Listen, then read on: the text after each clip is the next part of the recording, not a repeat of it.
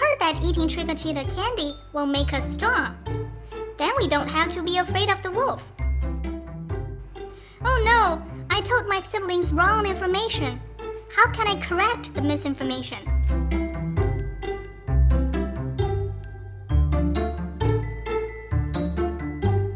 Misinformation and fake news have become a global issue with the quick expansion of social media use. The findings of our study could provide some insights on effective misinformation correction strategies. It can help people who need to address misinformation in real-life situations, such as public relations practitioners who have to handle rumors about their organizations and webmasters of fact-check websites. Previous research suggests that using verified information to correct misinformation can curb the negative consequences of untruthful online information. However, the influence of misinformation would still persist even when a correction is offered. Therefore, it's vital to understand what facilitates information recipients' cognitive reliance on incorrect information and find ways to help them memorize correct information better. In this study, the research team examined how message order and debiasing messages influence the effectiveness of misinformation correction on people's memory and on their attitude toward the relevant issue. In particular, we were wondering, is it better to present a correction message before the misinformation or after it?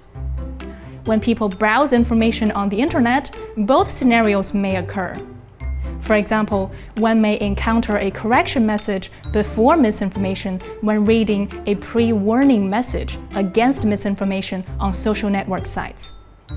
On a fact-check website, however, corrections are usually offered after misinformation. So we wondered whether the information presentation order would influence people's memory. Another question we wondered about was whether providing a debiasing message, that is, a message that offers a reason for why the misinformation existed in the first place, would help to enhance the effectiveness of the correction.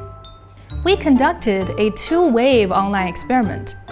Participants were randomly assigned to read one of the 8 versions of a story about a fictitious car accident. After that, we asked participants some questions. All 8 versions of the story contained 2 alternative accounts for the cause of the accident, one blaming the accident on a passenger and the other on the driver. Depending on the condition, one of these accounts was labeled as misinformation and the other as a correction. We varied the relative presentation order of the misinformation and the correction. The story had 14 to 15 paragraphs. In the correction first conditions, participants read the true cause in paragraph 4 and the inaccurate cause in paragraph 14. In the misinformation first conditions, paragraph 4 presented the inaccurate cause, while paragraph 14 presented the accurate one. Finally, half of the participants read a debiasing message in paragraph 15 that explained what led to the incorrect conclusion in the first place. The other half of the participants did not see such a message. In our experiment, we observed that the accuracy of participants' memory of the story dissipated over time, which is what we expected, and it aligns with previous research. However, the results of our study offered 2 directions to enhance people's memory of correct information.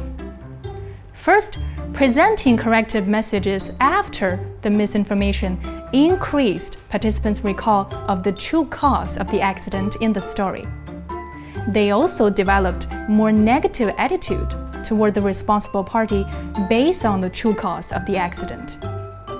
The lesson here is that presenting correction after misinformation yields better results. We also found that debiasing message enhanced the effectiveness of correction message. When participants knew what led to the false conclusion of the accident in the first place, they were better at recalling the true cause of the accident.